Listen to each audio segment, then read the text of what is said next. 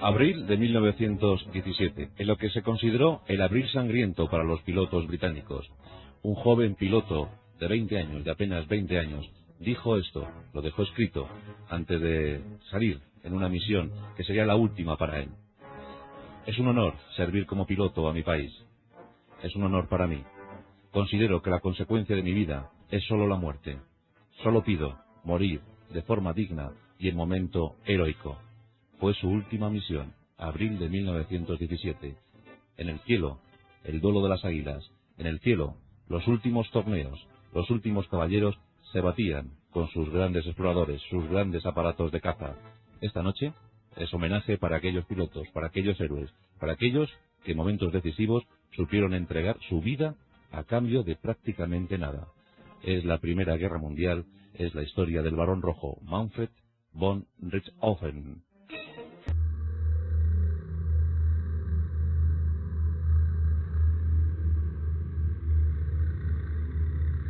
El hombre siempre ha soñado con volar, pero acto seguido siempre ha pensado en cómo poder utilizar la facultad del vuelo. Siempre, tras la peripecia inicial, llegaba la posible utilidad, y siempre se pensaba en la guerra. A finales del siglo XVIII, los hermanos Montgolfier elevaban sus globos. Poco después, Napoleón Bonaparte pensó en utilizar estos globos para la invasión del Reino Unido, la invasión de Gran Bretaña. Afortunadamente no lo consiguió y tampoco los pudo utilizar.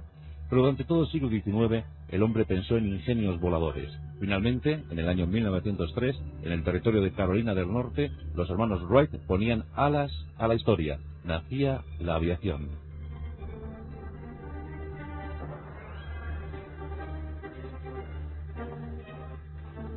Dos países pujan por el dudoso honor de haber utilizado el arma aérea por primera vez. Los historiadores rigurosos aseguran que fueron los italianos en su conflicto contra los turcos en Libia en 1911 cuando se bombardeó por primera vez, cuando se utilizó un avión por primera vez en la guerra. Pero también los españoles aquí tenemos algo que decir. En ese mismo año, en 1911, se asegura que los españoles utilizaron aviones en su lucha contra los marroquíes. Así que España e Italia tienen ese difícil o dudoso privilegio, el haber utilizado aviones por primera vez en guerra. En Libia o en Marruecos, ¿qué más da?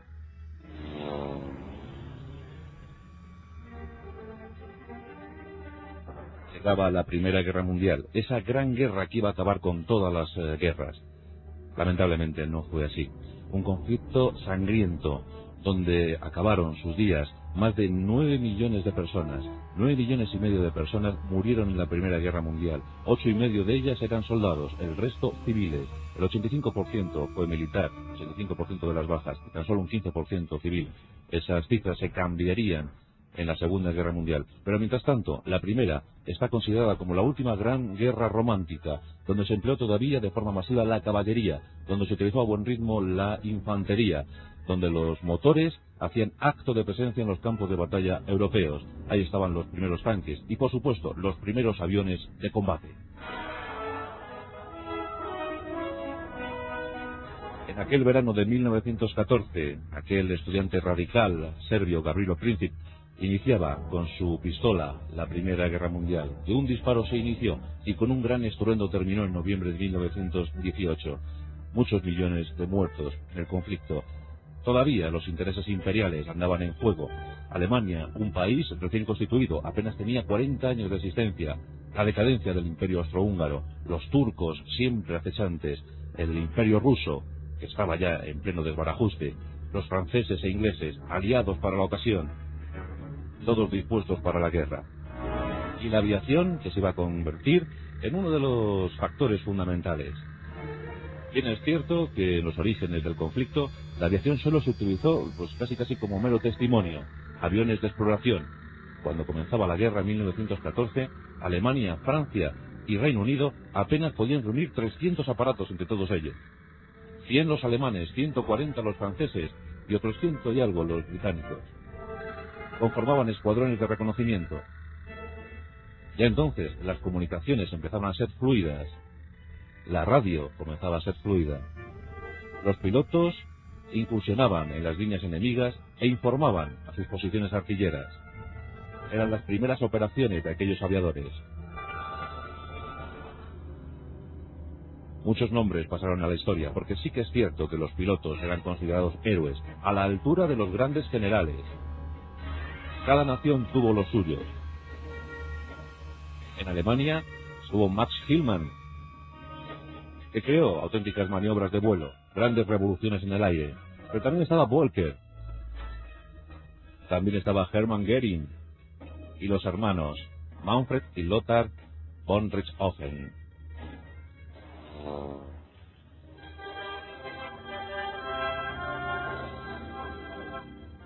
Su preparación era superior a la de los aliados, bastante superior. Su determinación heroica. Los pilotos alemanes recibieron mejor instrucción. Se prepararon mucho mejor para el combate. Eso no quita para que los aliados tuvieran grandes ases, porque así se les llamaba, ases de la aviación. Es el caso del francés Roland Garros. Ahora su nombre lleva la marca, el sello de una gran competición tenística. Pero fue un as de la aviación francesa, Roland Garros. O Albert Bond, un gran piloto británico muerto prematuramente. Los norteamericanos también pondrían los suyos, el caso de Mitchell, de Willie Mitchell. O de Raúl Dewberry, que cuando murió fue enterrado, el Lord de multitudes, fue enterrado como un gran héroe. Eran los caballeros de aquel conflicto. Aquellos a los que no le importaba felicitar y saludar al enemigo que les acababa de abatir. Aquellos que se ofrecían gustosos ante la muerte. También los primeros nombres de aquellos aparatos pasaron a la historia. Los primeros AEG, los exploradores alemanes, que tan decisiva fue su actuación en Tannenburg, por ejemplo, en los lagos de Tannenburg frente a los rusos. Ahí estaban los DH-4 británicos, los Albatro alemanes y los Fokker, aquel ingeniero holandés, Anton Fokker, que revolucionó el mundo de la aviación, combinando perfectamente el rotar de las hélices con el disparar de las ametralladoras. Grandes aviadores, grandes héroes. Pero esta noche en nuestros pasajes de la historia nos vamos a centrar en la vida, obra y milagros de un jovencito llamado Manfred von Richthofen.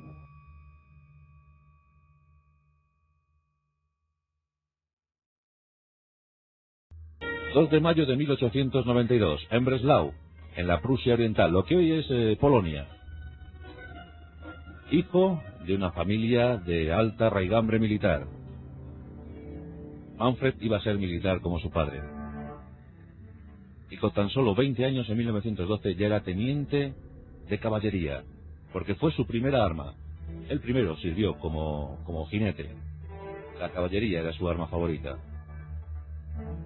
Cuando estalló el conflicto, el joven teniente de apenas 22 años fue destinado al frente oriental y luchó contra los rusos. Ahí estuvo en Tannenburg y en otras acciones militares. Pero después pasó al frente occidental. Le estaban esperando en Flandes las trincheras. Pidió su pase al servicio de infantería, pero la infantería no era el mejor lugar para la carrera brillante de un oficial como él quería ser, de la alta escuela prusiana. Las trincheras eran tremendamente mortales, masacradoras y aburridas. Era difícil prosperar. La vida de un suboficial de infantería era efímera. Quedaba constatado que un suboficial de infantería vivía muy pocas semanas, y menos estando en las trincheras. Este ranking lo ocupó con todos los honores el piloto de aviación, el piloto de caza. Era el militar que menos posibilidades tenía de salir con vida del conflicto. Y eso lo sabían, pero también sabían que los pilotos gozaban de gloria, gozaban de honor, gozaban de la estima del pueblo. Por eso muchísimos jóvenes, cientos de jóvenes, se apuntaban a la nueva arma. Y así la Armada Imperial, la Armada de Aviación Imperial, recibió muchísimas peticiones de oficiales de infantería y caballería que querían saber, querían saborear las mieles del triunfo. Vive y vuela rápido, muere deprisa. Eso se decían entre ellos. Por fin, en 1915, el arma aérea empieza a adquirir la importancia que tuvo. En 1915, los franceses bombardean por primera vez un complejo industrial alemán. Los alemanes responden bombardeando con 4 bombitas París, provocando ya la primera baja civil. Poco a poco, los ataques, los bombardeos se fueron incrementando. Los aviones se empezaron a convertir en imprescindibles. Aquellos exploradores AEG dieron paso a otros modelos más sofisticados, que ya alcanzaban los 145 kilómetros por hora. La perfección alcanzada por los pilotos alemanes era absoluta, eran los dominadores, los dueños absolutos del aire. Frente a ellos, frente a la eficacia de sus ametralladoras, poco podían hacer los franceses o los británicos. Los duelos se fueron generalizando en todo el frente. Las grandes ofensivas iban precedidas por duelos en el aire, duelos de estos auténticos caballeros. En el siglo XIII se medían en esos torneos, en el siglo XX se medían a lomos de sus aviones. Manfred von Richthofen empezó a aprender. En 1915 pasa a la escuela de adiestramiento. Se convierte en un sólido aprendiz, en un futuro gran piloto. Eso es lo que cuentan sus profesores. Tenía mirada asesina, mirada penetrante, mirada de águila. Era rubio de ojos azules, pero bien pudiera pasar por británico. Tenía porte y distinción, como lo decía su linaje. Estaba ávido de victorias. Quería saborear esas mieles del triunfo. Realizaba maniobras impensables. Quería poner siempre al 100% su avión. Quería ponerse al 100% él mismo. Siempre se retaba a sí mismo. Siempre buscaba un punto más que los demás. Destacó sobre estos. Y en septiembre de 1916 recibió su bautismo de fuego. Manfred empezó a consolidar una leyenda que ya no la abandonaría jamás. Fueron 20 meses intensos, 20 meses frenéticos, 20 meses tan solo para la historia de un héroe, la historia del Barón Rojo.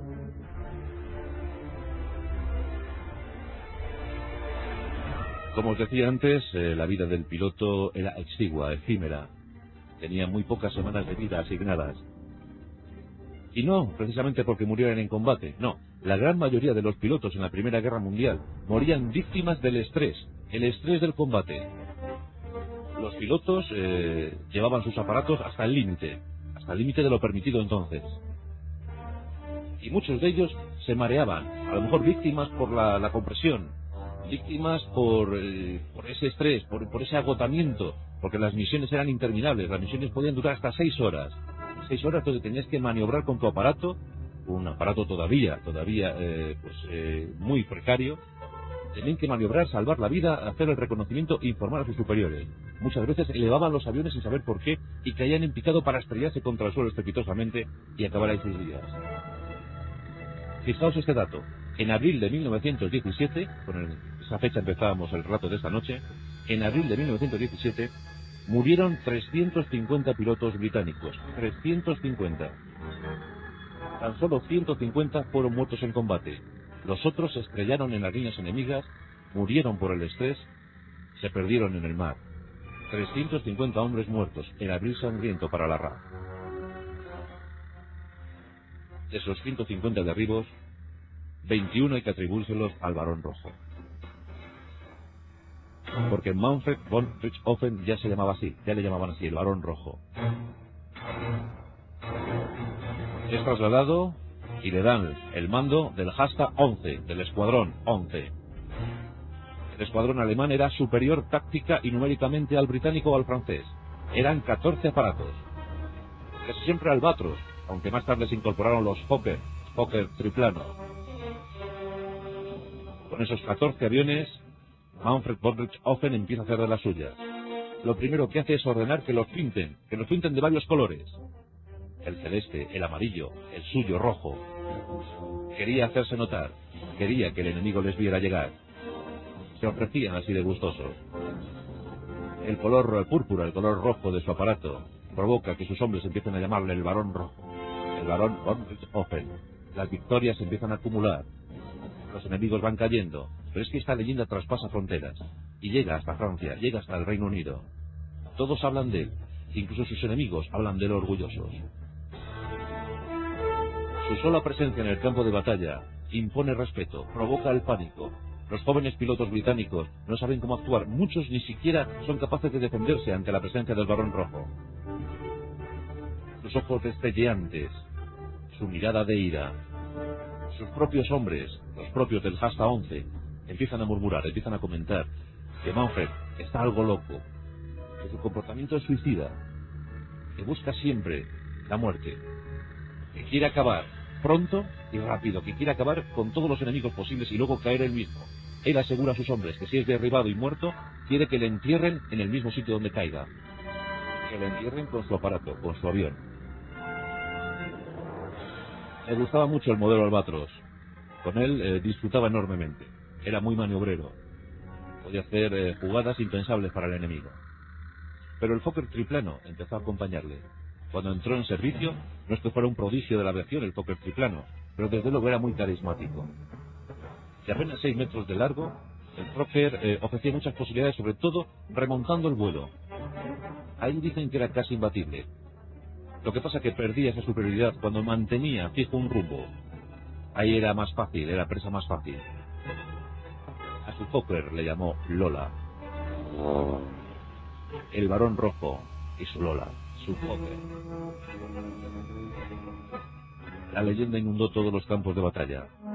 Todos pujaban por enfrentarse al Barón Rojo, por ser los primeros, por llegar y derribarle, pero muy pocos podían optar a esa situación.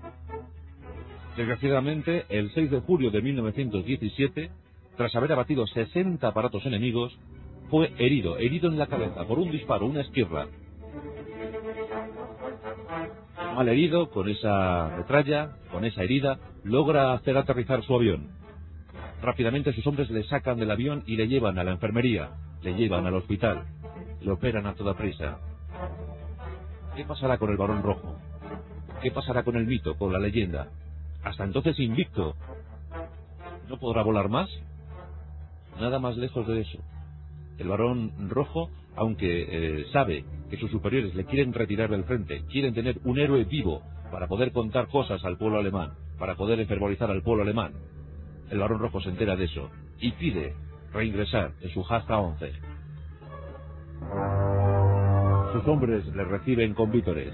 Sus hombres quedan muy estimulados al ver llegar la figura de su líder, la figura del comandante von Richthofen. Todo volverá a ser lo mismo. El circo volante, porque así se llamaba el escuadrón JA-11, por sus colores, por su vistosidad, el circo volante vuelve a remontar el vuelo. El Barón Rojo está a su frente. Y se suceden las victorias. Su hermano Lothar, que había conseguido 15 victorias, ingresa en el JA-11. Los dos hermanos son de parecidas circunstancias y características. Los dos están algo alocados. Los dos tienen un comportamiento suicida. Todos siguen comentando que estos hermanos buscan sin duda alguna su encuentro con la muerte. Las ofensivas aliadas mientras tanto se sucedían en el territorio de Flandes.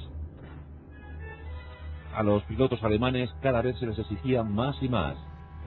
Los Nieuport franceses se comportaban bien, los DH-4 británicos no lo hacían peor. Poco a poco, el número de los aviones aliados iba superando al de los alemanes. Los dirigibles, los Zeppelines alemanes empiezan a bombardear Londres. Se producen también bajas civiles. En uno de esos bombardeos en mayo de 1916 mueren 200 civiles ingleses, 200 civiles londinenses. La guerra aérea se está convirtiendo en devastadora. Cada vez más feroz, más cruel. Nos acercamos a la fecha fatídica. Estamos en el año final de la Primera Guerra Mundial, año 1918. La herida de Manfred von Richthofen no se había cerrado, tenía 2 centímetros de hendidura, 2 centímetros que sangraban constantemente. Aún así, el Barón Rojo seguía combatiendo. Con su cabeza vendada, seguía elevando su Fokker triplano y seguía combatiendo a los británicos, consiguiendo 20 victorias más. Ya llevaba 80 victorias. Ni uno solo de los pilotos de la Primera Guerra Mundial pudo alcanzar esta cifra. Abril de 1918. Es el 21. Es domingo. Son las primeras horas del día. El JA-11 tiene una misión. Será la número 58 para Manfred von Richthofen. 58 misiones. Algo impensable para un piloto de la época. 58 misiones agotadoras. 80 victorias. Pero Manfred quería más. Herido en la cabeza, Manfred busca la 81. busca a su presa número 81. Son las primeras horas de ese 21, de ese domingo. En el Somme, en el río Somme, lugar de la celebérrima batalla, se va a encontrar la última misión del Barón Rojo. El Hasta 11 tiene sus órdenes. Tiene que bordear las riberas del Somme y tiene que informar a la retaguardia alemana sobre los movimientos artilleros de los australianos recién llegados a la zona. Manfred entrega las órdenes a sus hombres. Todos han preparado cuidadosamente sus aviones, sin saber todavía que era la última misión para su líder. Arrancan los motores y enfilan sus morros hacia el pie de pista. Despegan los 14 aviones. Es la última misión del Barón Rojo. A los pocos minutos sobrevuelan la zona. Nada hace pensar que el peligro se acerca hacia ellos. Y ese peligro llega en nombre de Sophus Camel, el modelo de avión tripulado por los pilotos canadienses. Recién aparecidos en escena, se encontraban bajo el mando de Roy Brown, del capitán Roy Brown. Con él, un joven capitán, el capitán May. Roy Brown tenía mucha estima a este joven oficial. Le dijo: si nos encontramos con los alemanes, intenta abatir a alguno, pero rápidamente vuelve a la base. No quisiera perder un hombre tan valioso como tú. May estaba aterrorizado. May sabía que tarde o temprano iba a llegar su fin, pero que no quería que fuera así, que no quería que fuera tan pronto.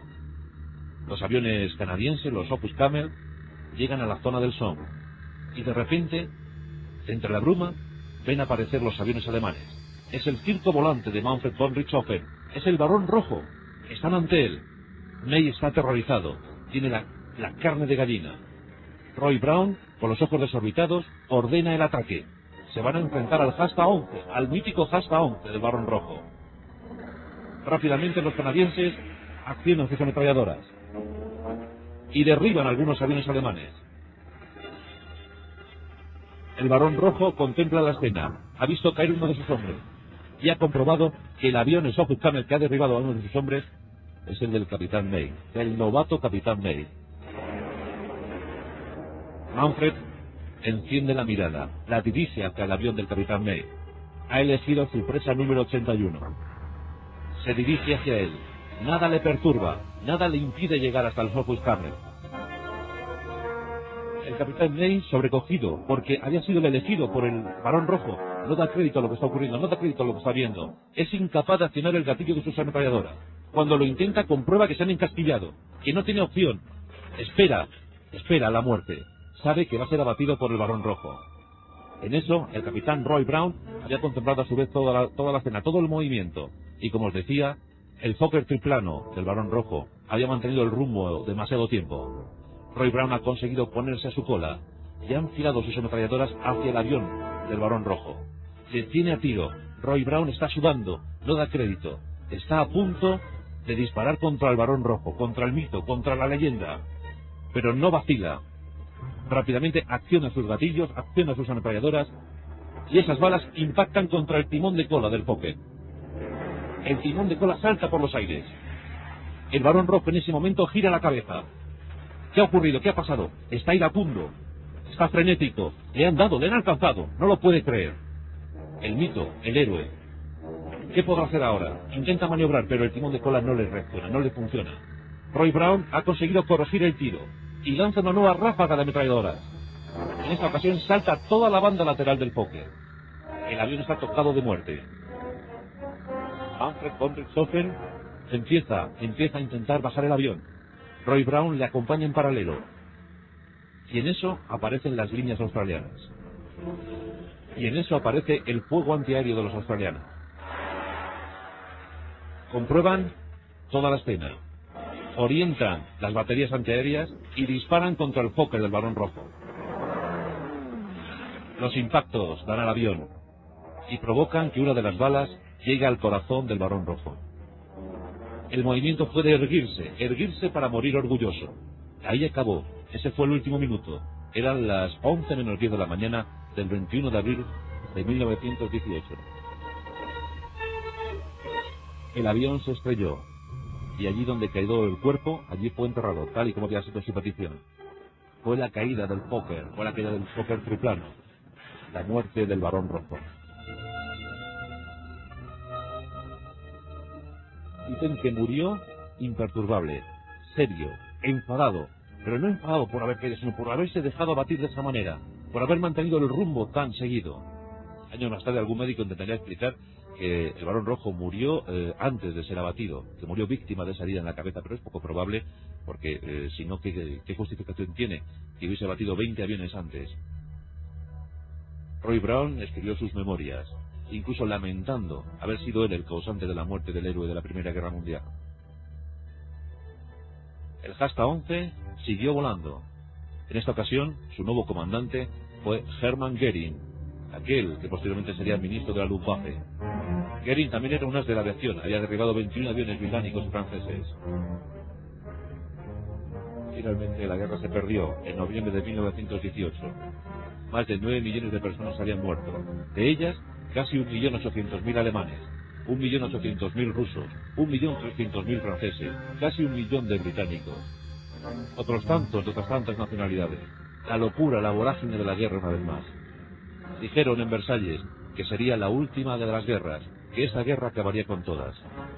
Desgraciadamente, supimos, 20 años más tarde, que eso no sería así.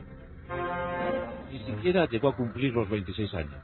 Con tan solo 25 años, con 80 victorias, moría Manfred von Richthofen, y como él, otros tantos. Al principio de la guerra había 300 aviones operativos. Cuando finalizó, más de 150.000 aparatos habían intervenido en ella, y otros tantos pilotos. Casi todos murieron en combate, o víctimas del estrés, o víctimas de los accidentes. El último duelo de los caballeros, el último duelo de los héroes, la vida del Barón Rojo, que dejó un libro escrito, El Piloto Rojo. Lo escribió en plena convalecencia, en ese año de 1917, El Piloto Rojo. Y ahí le dejamos, con su gesto altanero, con su gesto bravucón, buscando el suicidio, buscando la muerte, o como dijo aquel joven piloto británico, buscando una consecuencia para su vida. Y esa consecuencia no fue otra, sino la de morir en un momento digno de una forma heroica. Manfred von Richthofen, el Barón